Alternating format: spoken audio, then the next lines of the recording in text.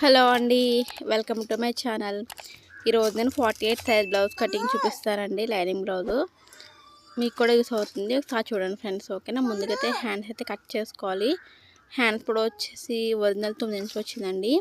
ఒక half inch ఖర్చు పెంచుకోవాలి కదా, పైన వైపున కింద వైపున కూడా ఒక హాఫ్ ఇంచ్ ఖర్చు పెట్టేసి చిన్నగా హ్యాండ్స్ అయితే కట్ చేసుకోవాలి. హ్యాండ్స్ కట్ చేసిన తర్వాత మనకి బ్యాక్ పార్ట్ అయితే కట్ చేసుకోవాలండి. ఇప్పుడు ఒక పావు ఇంచ్ అయితే మనం మార్క్ చేసుకోవాలి స్కేల్తో. స్కేల్ లేకపోతే మీరు మామూలుగానే మార్క్ చేసుకోవచ్చు అండి. ఈ విధంగా మార్క్ చేసుకుని బ్యాక్ పార్ట్ పొడవు ఎంత ఉందో చూసుకోవాలి. ఆది బ్లౌజ్ పెట్టుకుని ఒక పావు ఇంచ్ కొంచెం పైకి పెట్టుకోండి. ఓకేనా. ఇప్పుడు ఒక బాక్స్లా చేసేయండి. స్కేల్తో ఒక లైన్ కొట్టేసుకోండి. మనకి షోల్డర్ నెక్ కలిపి 5 ఇంచులు అయితే పెడుతున్నానండి. షోల్డర్ ఏమో 3 ఇంచులు, నెక్ 2 ఇంచులు, మొత్తం 5 ఇంచులు. ఆమ్ రౌండ్ అయితే 6 ఇంచులు అండి. ఖచ్చితంగా ఈ కొలతలు ఎవరికైనా సరిపోతాయి. ఓకేనా. ఒక లైన్ అయితే కొట్టేస్తాను. మనకి చెస్ట్లో అయితే చూసుకోవాలి. ఇది ఒరిజినల్ కూడా వచ్చి 10.5 ఇంచులు అండి. ఒక 1.5 ఇంచ్ కలుపుకొని 12 ఇంచులు మొత్తం చెస్ట్ లూజ్ అయితే ఇది 12 ఇంచులు బ్యాక్ పార్ట్ లూజ్ అనమాట. ఈ విధంగా పెట్టేసుకుని మనకి ఒరిజినల్ పీస్కి ఒక మార్కు, మనకి ఖచ్చితంగా కలిపి 2 మార్క్స్ మార్క్ చేసుకుని ఒక 1 ఇంచ్ అయితే లోతు తీసుకోవాలండి. ఖచ్చితంగా 1 ఇంచ్ పెడితే సరిపోతుంది. మీకు ఇంకా లోతు ఎక్కువ వద్దనిపిస్తే 1.5 అయితే పెట్టుకోవచ్చు. ఈ విధంగా 1 ఇంచ్ పెట్టేసుకొని ఆ మార్కర్తో మనం రౌండ్గా మార్క్ చేసుకోవాలండి. మార్క్ చేసుకున్న తర్వాత ఇప్పుడు మనం బ్యాక్ పార్ట్ బ్యాక్ నడుము ఉంటుంది కదండి, అది మనం లైన్ గీసాం కదా ఆల్రెడీ, అక్కడ పెట్టేసుకుని ఒక పావు ఇంచు గీత పైకి పెట్టేసుకోవాలండి. ఇప్పుడు మనకి బ్యాక్ పార్ట్ పొడవు వచ్చేసి 10 ఇంచులు వచ్చింది. కింద వైపు వెడల్పు అయితే 2.5 ఇంచ్ అయితే పెట్టానండి. పైన షోల్డర్ దగ్గర నెక్ ఉంటుంది కదా, నెక్ దగ్గర 2 ఇంచులు అయితే పెడతాను. ఈ కింద వైపున కొంచెం డీప్గా ఉంటే బాగుంటుంది కదా, అందుకోసం 2 ఇంచులు అయితే పెట్టానండి. ఇంకా మార్క్ చేసుకుని కరువు స్కేల్ ఉంటుంది కదా, అది ఇక్కడ పెట్టేసుకోండి. పెట్టేసి రౌండ్ మార్క్ చేసుకోండి, సరిపోతుంది. మీ దగ్గర కరువు స్కేల్ లేకపోతే నార్మల్గానే ఒక బాక్స్లా గీసేసి దాని లోపల చిన్న రౌండ్గా అయితే తీసుకోవచ్చు. చూసారు కదండి. ఈ విధంగా మనం బ్యాక్ పార్ట్ ఎలా అయితే మార్క్ చేస్తామో అదేవిధంగా కట్ చేసుకోవాలి.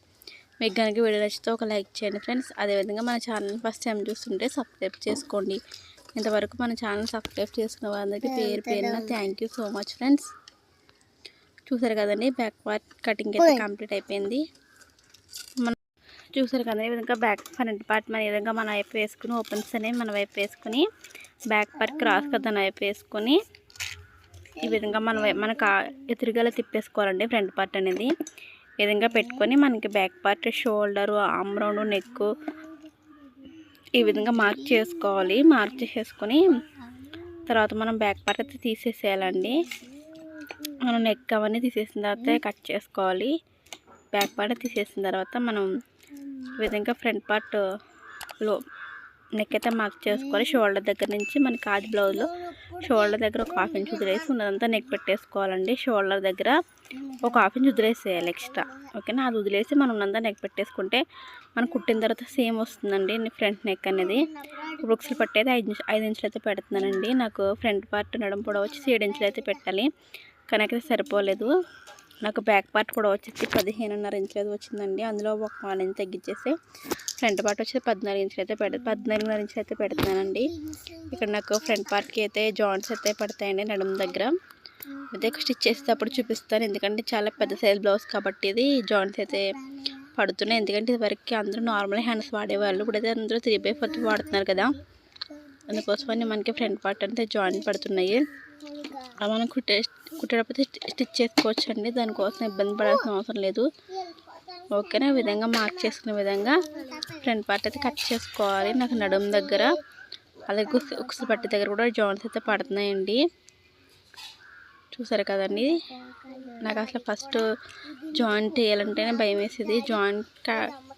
జాయింట్ అంటేనే బ్లౌజ్ పోయినట్టు అనిపించేది. ఎక్కడన్నా ఫ్రంట్ పార్ట్కి జాయింట్ చేయాల్సి వస్తే ఇంకా బ్లౌజ్ పోయినట్టే అనిపించేది.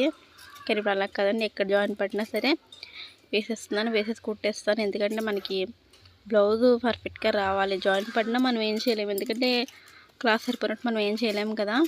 ఇప్పుడు షేప్ బెల్ట్ అయితే కట్ చేస్తున్నాను. మనకు పొడవు వచ్చేసి 10 ఇంచులు అయితే వస్తుందండి.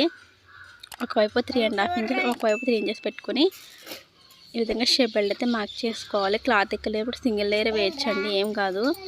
ఇప్పుడు మెడ పీస్లు అయితే కట్ చేసుకోవాలి. మనం రౌండ్ నెక్ కాబట్టి ఈ విధంగా క్రాస్గా ఒకటి భావించి ఉండేలా చూసుకొని మడిపీస్ అయితే కట్ చేసుకోవాలి. చూసారు కదండి ఈ విధంగా. మీకు ఎన్ని కావాలంటే ఒక 4 అంటే 4 కట్ చేస్తే ఫోల్డింగ్ మీద ఉన్నది కాబట్టి ఒక 8 వస్తాయి. మనం నెక్ పొడవు బట్టి కట్ చేసుకోవాలి. ఓకేనా.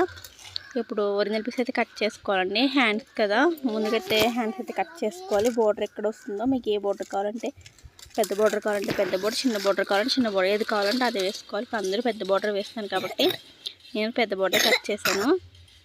ఇప్పుడు బ్యాక్ పార్ట్ అయితే కట్ చేసుకోవాలి. లైనింగ్ ముక్కలు నడుముకి వేస్తే కట్ చేయలేదు కదా, ఇప్పుడు బ్లౌజ్ పీస్లోనే తీసుకుంటాను. ఒక 2 ఇంచెస్ క్లాత్ అయితే ఎక్స్ట్రా తీసుకుంటున్నాను బ్యాక్ నడుముకి ఫోల్డ్ చేయడానికి. ఈ విధంగా మనకి సరిపోయినట్టు ఈ విధంగా తీసుకోవచ్చండి. 2 ఇంచెస్ క్లాత్ మార్క్ చేసుకుంటే సరిపోతుంది. ఈ విధంగా మార్క్ చేసుకుని ఆ మార్కింగ్ పై నుంచి బ్యాక్ పార్ట్ పెట్టేసుకుంటే సరిపోతుంది. మనకి ఎక్స్ట్రా క్లాత్ అయితే వచ్చేస్తుంది. ఓకేనా ఫ్రెండ్స్, ఈ విధంగా మార్క్ చేసుకోవాలి. వీడియో నచ్చితే ఒక లైక్ చేయండి. మన ఛానల్ని ఫస్ట్ టైం చూస్తుంటే సబ్స్క్రైబ్ చేసుకోండి. వీడియో ఎవరికైనా యూస్ అవుతుంది అనిపిస్తే వాళ్ళకి షేర్ చేయండి ఫ్రెండ్స్. ఓకేనా. చూసారు కదండి ఈ విధంగా బ్యాక్ పార్ట్ కూడా కట్ చేయడం అయితే కంప్లీట్ అయిపోయింది.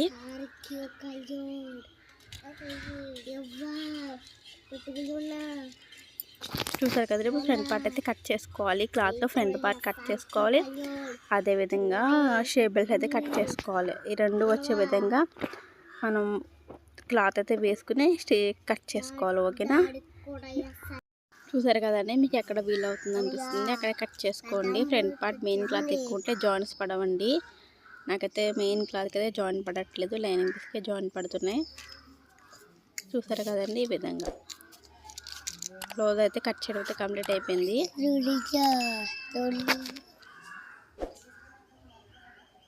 ఇది కూడా ఒక సైడ్కి పెట్టేసుకోండి. మనకైతే జాయింట్స్ అయితే పడలేదు కాబట్టి మనకి లైనింగ్ పీస్కే జాయింట్ వేసుకోవాలి. ఇప్పుడు మిగిలిన క్లాత్ ఉందని చెప్పాను కదా, దాంట్లో మనకి షేప్ బెల్ట్ అయితే తీసుకోవాలి. అది మనకి ఎక్కడ సరిపోతుందో క్లాత్ కూడా కొంచెం మిగిలేటట్టుంది కాబట్టి ఇది వేస్ట్ అవ్వకుండా ఎక్కడ సెట్ చేసుకోవాలో అలా సెట్ చేసుకొని, నాకైతే ఇక్కడ క్లాత్ వేస్ట్ అయిపోతుంది అనిపిస్తుంది, అందుకని కింద వైపున సెట్ చేస్తా చూస్తున్నాను. ఇక్కడ కూడా సరిపోతుంది, ఇక్కడైతే సరిపోతుందండి. క్లాత్ అయితే నాకు సేవ్ అవుతుంది. లెఫ్ట్ సైడ్ ఉన్నది అయితే సరిపోతుంది కాబట్టి డబల్ లేయర్ వచ్చింది. చూసారు కదండి, షేప్ బెల్ట్ స్టిచ్చింగ్ కటింగ్ కూడా కంప్లీట్ అయిపోయింది. ఇప్పుడైతే కుసులు పట్టి కాదులు పట్టి తీసుకోవాలి. కాదులు పట్టి తీసుకుని కుసులు పట్టి తర్వాత తీసుకుంటాను. చూసారు కదా, కట్ చేసుకుని ఒక దగ్గర పెట్టేసుకుని తర్వాత స్టిచ్ చేసేసుకోవాలి నీట్గా. ఓకేనా. స్టిచ్చింగ్ వీడియో వస్తుంది నెక్స్ట్ వీడియోలో.